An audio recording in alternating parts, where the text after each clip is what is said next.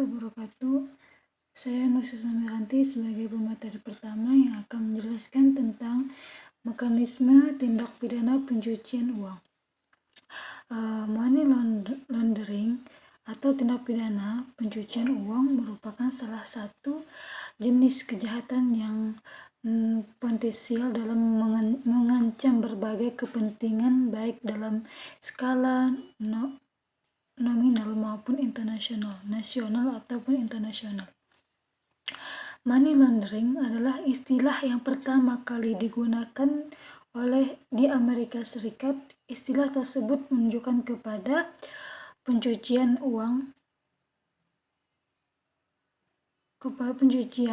uang atau hak milik mafia yang hasilnya diperoleh secara gelap.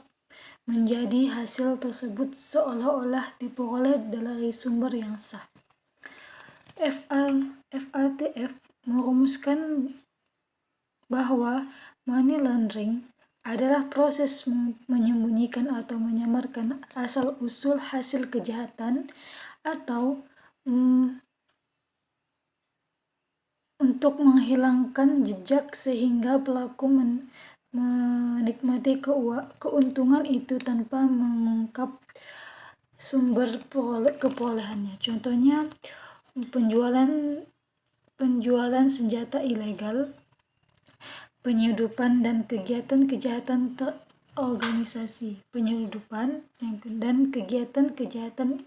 terorganisasi. Dalam pasal 1 angka 1 Undang-Undang Nomor 8 tahun 2010 tentang mencegah dan memberantas tindak pidana pencucian uang. Pencucian uang adalah segala perbuatan yang memenuhi unsur-unsur tindak pidana sesuatu dengan ketentuan dalam undang-undang ini. Menurut ketentuan Artikel 38 Vincent A.C.T. 1953, Logbooks pencucian uang didefinisikan sebagai perbuatan yang terdiri atas penipuan, menyembunyikan, pembelian, pemilikan, penggunaan, penanaman, penempatan, dan pengiriman yang dalam undang-undang mengatur mengenai kejahatan atau pelanggaran secara tegas menetapkan perbuatan tersebut sebagai tindak pidana khusus, yaitu sesuatu keuntungan ekonomi yang diperoleh dari tindak pidana lainnya. Cukup sekian dari saya. Bismillahirrahmanirrahim. Baik, di sini saya Ican Saputra akan melanjutkan pembahasan pada poin kedua, yaitu tentang dasar hukum pemindanaan tindak pidana pencucian uang.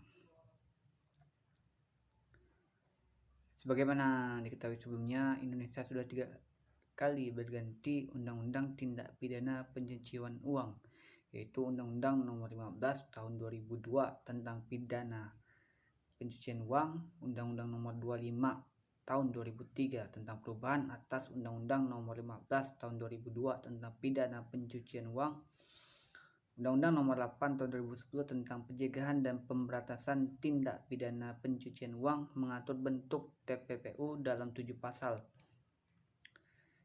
yakni pasal 3 hingga pasal 10. Dan yang terakhir adalah Peraturan Mahkamah Agung Nomor 1 Tahun 2013 tentang tata cara penyelesaian permohonan penanganan harta kekayaan dan tindak pidana pencucian uang atau tindak pidana lain. Objek dari tindak pidana pencucian uang selain orang adalah aset. Hal ini yang belum diakomodir dengan sempurna oleh Kitab Undang-Undang Hukum Perdata, di mana proses penyidikan masih berorientasi pada orang sebagai subjek tindak pidana penyidikan, sebagai contoh dalam Undang-Undang Nomor 8 Tahun 1981 tentang hukum acara pidana.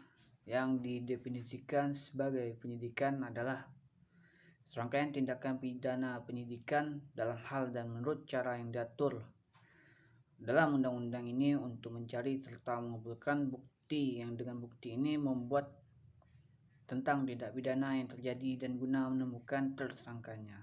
Hal ini merupakan salah satu dari sekian banyak perbedaan konsep dalam hal penanganan TPPU.